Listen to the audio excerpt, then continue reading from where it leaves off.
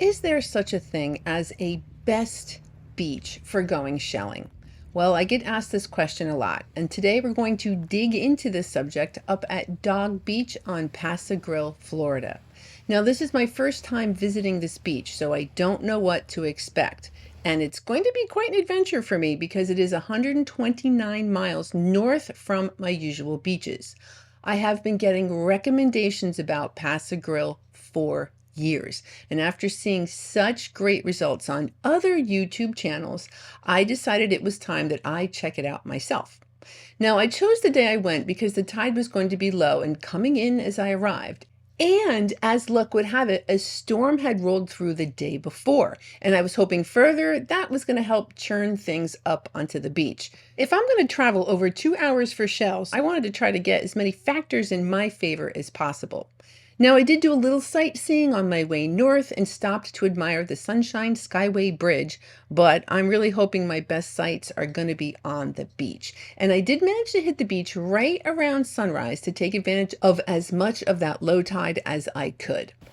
So I did have pretty high expectations of what I was going to encounter, and I can assure you, just because the beach had great shells on it the day before, does not mean that the conditions will continue. So these beaches really can be tricky to figure out. This is a great sign, a big old shark eye. Now granted, it's been here a while. It's probably not something I would keep to collect, but I feel like it's a good omen. And then we have a Florida fighting conch, so that's a juvenile on the right, and then a rather beat up lettered olive on the left. So I am seeing shells that I do recognize, and hopefully there will be a whole bunch of other great treasures. Now, up here on the beach at first glance, it's not it's not really looking great, honestly. I mean, I recognize a lot of these shells, but they look a little bit older, or they look a little bit broken. So it's not quite what I was hoping for, and that just kind of further goes to illustrate that there's really no such thing as a best beach, but I'm going to do my best. It's low tide, it's still coming in. Temperature is a little on the chilly side, but I'm going to not leave here until I find some great treasures. So if you're ready to see what all Pass-A-Grille has in store for us today, let's go to the beach.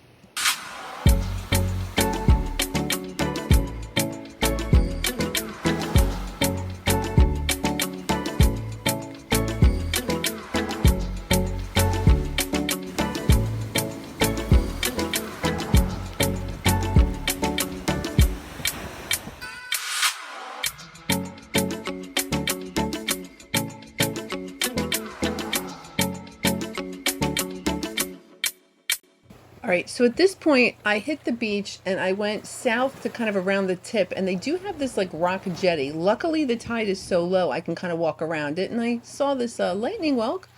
It's not entirely whole, but look at this tulip. Now, I was really already thinking this might be the best seashell I find today, so I better give it a nice long shot.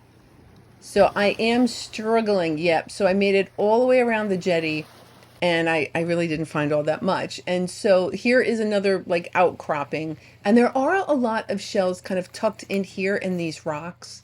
A lot of the clam bivalves mostly. We're mostly looking at scallops, clams, very common arcs, things of that nature. And I thought, well, should I maybe like check in the rocks? And I decided I was wearing beach shoes, not hiking boots. So in order to keep my ankles intact, I decided to just head back on down to the beach on the Gulf side. Now I figured here maybe there'd be something. No, it's not really looking great. So there's not a lot of seashells over here as well. Now there is this little pile. I mean, there's some things here, and I quickly kind of glanced over it, but let me just pause for a second to show you. So we got your cockles, you have what, clams, arcs, kind of what I had mentioned before. So nothing really spectacular. Okay, well, darn it. So I was thinking maybe I'll head, this is the Gulf side, I'll head a little bit this way, but then you know what? Everyone kept saying Dog Beach, Dog Beach. So you know what? I'm going to go back to Dog Beach. Here is another shelling tip. listen to the locals. I've never been here. Everyone had saying Dog Beach, so that's where I'm going to head. So I had walked around the jetty here. I was currently here on the Gulf side, and I'm just going to walk back to Dog Beach. Not a problem. It's just down the street, so that's what I'm going to do. And here we are, back kind of where I started. All right, I'm going to have to look a little bit harder because I did not come all this way to go home empty-handed. So this is a calico clam. And since it's a shell, I'm going to go wash it off and admire it. Yep, that's a calico clam, but guess what? It's broken. So I'm probably not going to keep that. Okay, but there's shells here. I just need to work a little bit harder. There's definitely shells here. It's just not going to be as easy as just walk up and I do what I call low-hanging fruit kind of shelling. I see shell, I pick it up. And this is a Bay Scallop. So perhaps I'm going to need to change my methods with this particular beach. So that's a nice, all right, it's for all intent and purposes an intact seashell. So I'm going to go ahead and put that in my shell bag. Now there is absolute evidence of storms that came through here. This place is pretty beat up. And I'm assuming it's from Milton. But at least the beach is open and people can come and go beach combing. Now here's a fighting conch. That's very broken, so I probably won't keep that either. So yeah, this beach is really going to make me work. Now this next shot is a beat up olive.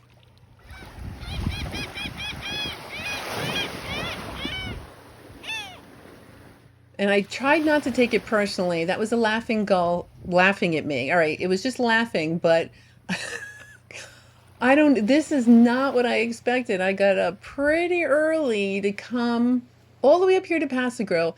And again, it just kind of goes back to what this video subject was about. Is there a best beach? There is not. You are never guaranteed to get great shells, no matter what beach you go to. You can take as much advice. You can go when the conditions are perfect, and it is still not a guarantee. And I know that, so I just have my work cut out for me. Right, here's an Atlantic giant cockle, or giant Atlantic cockle.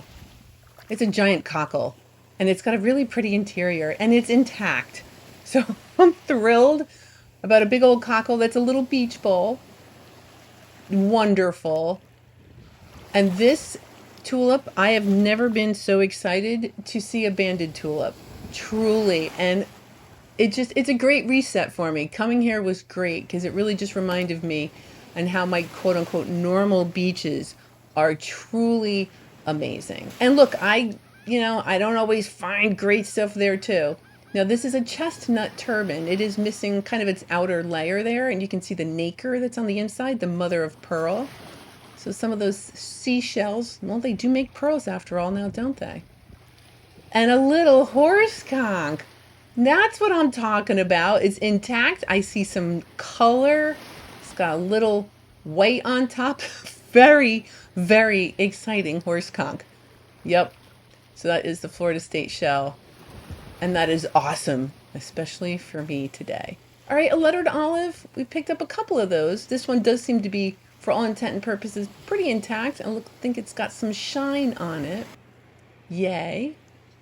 And the cockles. So this area does seem to be pretty great for bivalves. If you're a fan of bivalves, it does look like it's going to have a lot of those. That is a yellow prickly cockle. And this is a Florida prickly cockle. Yep. So the outside texture is going to have that like prickliness to it, and then the interior is really quite lovely. So they're pretty common, but I still really like them. Now this, I think, is the operculum of not a true tulip, of a banded tulip. Interesting, right? I don't know that I've ever actually found one from a tulip. I do find them from the horse conchs and from the lightning whelks. But methinks that that's from a banded tulip. And a scallop that's intact. Woohoo! So that's a calico scallop. Oh, that's just lovely. Mostly white, a little bit of coloring on the edges. Now the two valves of the calico scallops will be different colors. They will not be the same color. Very nice. Okay. Now, your slipper snail, this is actually a gastropod, so there's only one shell for this critter. This would not be a bivalve. It does not have two valves. So it's a spotted slipper snail. Oh, and that is a corrugate jewel box. I know they're kind of weird looking shells to begin with, but the fact that it's hinged is kind of cool. So that's an interesting find for me. So the corrugate jewel box, spiny jewel box, holy mackerel. Oh, it is another gastropod. So it's an apple murex. A couple of barnacles on it. All right, wonderful. And another one of those calico scallops. It's lovely, a little bit of pink. Yeah, those are actually really pretty seashells. The calico scallops rarely disappoint. Oh, look at that one. So that's all same species, same calico scallop. So I do think the bivalves are going to win out today. That's actually a really pretty seashell. So another calico scallop. Oh, a sunray Venus clam.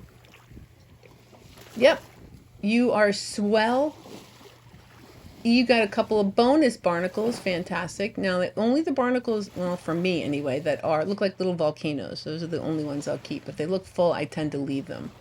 So this is the only beach kind of like going up north, wrapping up Dog Beach. It's the only little piece I haven't explored yet. So I'm going to check that out because I'm here. Now, I'm wondering if ordinarily I might have skipped that, which would have been a mistake because I definitely find some other kind of little treasures over here. So here we have some jingles. Those are also bivalves. And occasionally, like after a storm, you might find them connected. And if you did find them connected or hinged, the bottom valve would have a little hole in it because they attach themselves by these threads onto other substrates like rocks and things, seafloor, things on the seafloor. So those are all jingles. They're swell little finds. Oh, that's a semele. So that's an Atlantic white semele. Interesting though, because that actually kind of looks like the purplish semele. Okay, I finally see the correlation there. Interesting. Wow. All right, this is actually quite fun. All right, that's a baby's ear. Fantastic. I do really like those seashells. Let's wash that off. We'll see that kind of looks a little bit gray. The shells are kind of thin, so it's really just the sand coming through. Isn't that pretty? All right, fantastic. All right, little baby's ear. So I'm saying to myself, if there's one, there can be others. So now I'm on the hunt for baby's ears at this point. Ho, ho, ho. So yes, sometimes when there's one, there can't be others. Now this one's a little bit more broken. But again, it just where there's two, there can be three. So I'm on the hunt for baby's ears at this point. But, you know, if I happen to see kind of a pretty calico scallop, I'm certainly not today. I'm not leaving that behind. Or this, okay, that's also a calico scallop, just been buried for a little while. Some buried treasure. All right, baby's ears. Any more? What other little fun bay-like shells can we find? Oh, another baby's ear. Oh, yay. Oh, that one's a lot more intact. It's a little on the side. I might take a nail file and just kind of like even that out. Now, baby's ears they're moon snails, and the critter cannot kind of squish itself all the way back into its shell. Kind of interesting. And a fourth? Oh, that one's almost completely intact. Almost. Oh, that's wonderful. All right. So I came up to Pass-A-Grille for some baby's ears. That's okay. Fantastic. I did mention I'd like to find some gastropods, so those are gastropods. Okay, here's another one of those yellow prickly cockles. I do like to really just look to see if I like the vibrant colors. So that's kind of, it's okay. Here's another calico scallop. All right, again with a barnacle. But that barnacle looks like a volcano, so there's nothing inside of it. So that I would collect. I leave the other ones at the beach, just in case that the barnacle's viable. All right, garbage. I'll take any of the garbage I find off the beach. Okay, another calico scallop. That's okay. Oh, yeah, you're lovely. They do tend to come in the pinks and purples and oranges. Those are kind of swell because they're a little bit more on the unusual side. So another kind of pretty calico scallop. Oh, a limpet. Oh, neato. Now it is broken. Oh, the sun is coming out a little. Yay, I'm kind of cold. So yeah, that is a limpet. That's pretty cool. All right, so really kind of see what other kind of specimens I can find. All right, more garbage. Wonderful. Not terribly exciting, but I will put that in my shell bag, and at the end of the video, I weigh all the garbage that I collect. Okay, so I've pretty much made it as far as I can go. There's another little pile. Shells do tend to kind of pile up at jetties, at the north and south ends of islands. If there's any kind of stumps or anything in the water, they will kind of collect. So let me just make sure, as I go back, let me make sure there's nothing I missed here. Oh, little worm snail. So that's a Florida worm snail. Fun fact, the reason they get all wonky with their shape is because they eat sea sponges. And so they bury themselves into the sponge and they just kind of hang out eating. Mm-hmm. Interesting. Okay, a spiny jewel box. Now they actually have marine glue as well. They would glue, the juveniles will glue themselves to certain things, kind of like barnacles. So not a specimen I'll collect, but just interesting that it's here. Okay, and that's a coquina. And that little wedge shape of the coquina, that helps it bury itself in the sand. We often see them kind of just hanging out and then they just quickly bury themselves. So here we have a pelican, a juvenile snowy egret, and an adult snowy egret. And I just thought that one with all the long feathers was so pretty. Almost looks like hair. Gorgeous. Likely making itself all pretty for breeding season. So at this point, I've done everything I can do. I literally went through Dog Beach twice, but I have another beach I'm going to go to. And I was feeling rather sad for the poor, people that owned homes on the south end of the island. They really took a wallop. And I'm used to that, being from the Sanibel Fort Myers area. But what was interesting is only like 20 blocks up the island, the houses were fine. So not the case with the really big Hurricane Ian, that I experienced. It obliterated the island. So this place, in comparison, really didn't do quite as badly as some of the other islands. So yay, that's great. So we're going to head north. So I was here down at Pass-A-Grille, and I'm going up here, which is part of Treasure Island. And as soon as I got there, I saw a jetty, so I'm definitely going to head straight for that jetty. Does it look any different? Not really. It looks maybe a little bit. There's a little bit more here. And you know what? There's definitely more beach. I'm not kind of concentrated on the end of that beach, the Pass-A-Grille. This is a little bit more spread out. So hopefully there'll be a little bit more beach to cover and more opportunities to find some beach treasures. Like I said, I didn't drive a little over 2 hours up here to go home empty-handed. All right, I'll pick up the garbage while I'm here. And see what else. It's a Bay Scallop. That's really kind of pretty. Intact, red. Yep, you'll do. A fabulous Bay Scallop. And what else? Probably a couple cockles, but let's see. Let's see what else is here. Those baby ears were a surprise, so you never know what might pop out. So this is soft coral. We call it a sea whip. And at first glance, yeah, it might be something you would use, but I'm actually looking to see if any other little critters will be attached to this. Things like pearl oysters, one-toothed simnias. There's other creatures that will attach themselves to these things. I didn't find anything, but just kind of, I try to remind myself to at least peek when I find different things on the beach, because sometimes there's more to it. Right, here's a little smattering. Oh, another calico clam. Yes, I am freezing my buns off right now because I was in the water at Pass-A-Grille and it hasn't warmed up, so I'm freezing. So this is a Florida fighting conch, kind of cool. And I'm shaking so hard, I just put it in my shell bag. But I shot it again later. I did warm up a little bit later. It's kind of neat. It's rather spiky. And it's also kind of a quote-unquote freak shell. You can see the juvenile part of the shell. So just interesting. Very different. I'm going to hold on to that. Florida fighting conch. All right, another yellow prickly cockle. Yellow prickly cockle for the save today. You're nice and yellow. Okay, in a Florida. Oh. All right, you have some whole... A lightning whelk. Holy cow, a lightning whelk. All right, you're a little broken, of course. But you know what? I'm going to keep you, and you're broken. All right, I will leave the banded tulip. What about you? Yeah. Okay. We'll keep it moving. Let's see what else might pique my interest. Oh, here's a little pile. All right, that's definitely better than, well, it's definitely smaller than some of the other piles. All right, here's a buttercup lucine. Looks a little kind of like on the dry side. Probably leave that. Oh, see, now that's a keeper. Well, frankly, they're all keepers. Don't let me tell you what you should and shouldn't keep. I just happen to like those bright ones. Plus, I can be picky because I live in Florida. Although on a day like today, I might be a little less picky. Oh, those are lovely. So some lovely bright buttercup lucines. Okay, I can see there's been renourishment here. Look at the color on the sand up there. So that's probably new sand.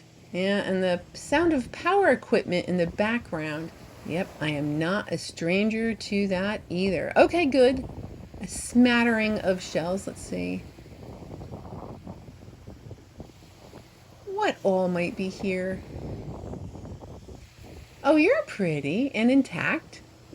Oh, that's a lovely, another bay scallop. Oh, and a pen shell. Now, normally I do not collect those, but that's kind of juvenile. Well, it's very slippery, but it's intact. Yeah, it just kind of knocks some of that sand out. So I'm going to keep that. I'm going to hold on to that pen shell. So I did make it over to that jetty and kind of peeked over it, and yeah, it's pretty much looking the same as everything else. Is there anything tucked in the rocks here? Oh, wow. So that's a Florida prickly cockle with a gorgeous orange color. I'll hold on to that. That is awesome. Oh, a very pretty little, another bay scallop. Oh, another Florida. So yeah, I mean, there's definitely, oh, those, I kind of like the Florida prickly cockle. So there's definitely specimens here. It's just, again, not exactly what I expected. It's making me work. All right, so I'm going to come around that jetty and just check on this little pile. Okay, a cut-ribbed arc. Member of the arc family, kind of like the ponderous arc, the transverse arc, very common, but still pretty. So that's a cut-ribbed arc. And that is a pile of all sorts of bivalves, I'm assuming. Yep, there is another calico clam.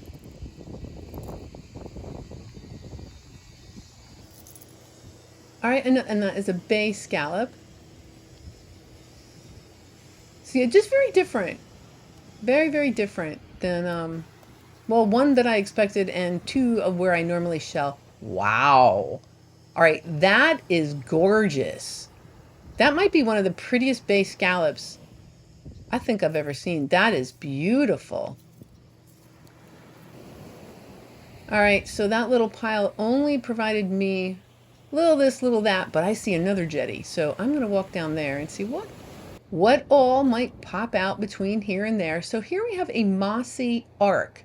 So that is also one of the arcs, not quite as common as some of the other ones. And I know it's really weird shaped, and that's what makes it so awesome. It's normal. That's the way it looks. Just looks a little bit wavy and weird. Bay scallop.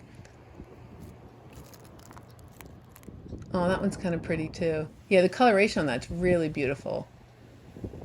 However, it's not really intact per se. So I think I'll leave that here, but oh, maybe this purple Florida prickly cockle needs to come with me. Now I'm going to make my way down to that other jetty that's a little bit south, and in the meantime, I'm going to be quiet and let you enjoy some beach time.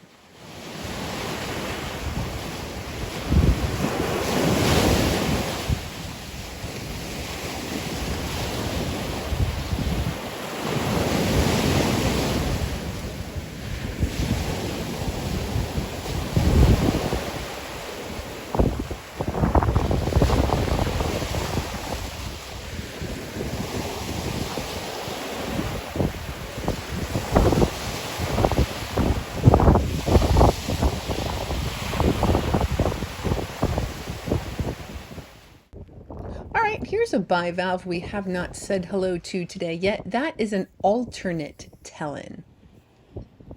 It's a little bit what I would consider to be on the dry side, but still fun. Yay, another bivalve we haven't seen yet. And this is garbage. Isn't it pretty? It's not real. It's just like a little piece of garbage, but I thought it was pretty. But I'm going to go ahead and take that off the beach. Now here, interesting. So we have an apple murex that is a little bit worse for wear. However, glued to it are some of those corrugate jewel boxes.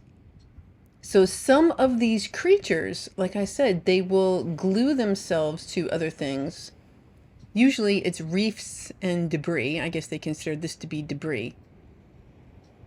So interesting. I'm going to hold on to that just because it's a little bit weird. And I've had a kind of a slow day. So I'm kind of looking for any kind of souvenirs that I can bring home. So I've almost made it all the way to the end of the jetty at this point. And it's kind of the similar specimens that I'm seeing piled up at all the other places. Cockles, bay scallops. That one's pretty though. Yeah. Oh, it's so lovely. So I'm going to hold on to that. Yeah, you get your own shot, you beautiful bay scallop, you. So, all right. We also have a buttercup lucine. It's very buttery. And another bay scallop. Hey, look. Whatever kind of good stuff is here. That one does have a hole in it though. Let's maybe switch it out for that one. Hey, we'll do a little switchy. Okay, and the calico clam. All right. Found a couple of those. We have those are in plentiful supply down by me as well. So a couple more of the bivalves. Oh, here's another arc. It's a little bit more fun in my personal opinion. This is a zigzag arc or a turkey wing, and that's in pretty good shape. Usually the adults are kind of beat up. It's like a fancy arc. I don't want to give it a third name. So it's a turkey wing or a zigzag arc. And then once I finally made it over to like the rocks, it was pretty typical of all the other things I've seen here. It still was worth checking out. It was interesting that there were so many pen shells here, and I suspect that's left over from probably some of the storms that rolled through here. I know Marco Island experienced the same kind of thing, especially the pileup of the pen shells.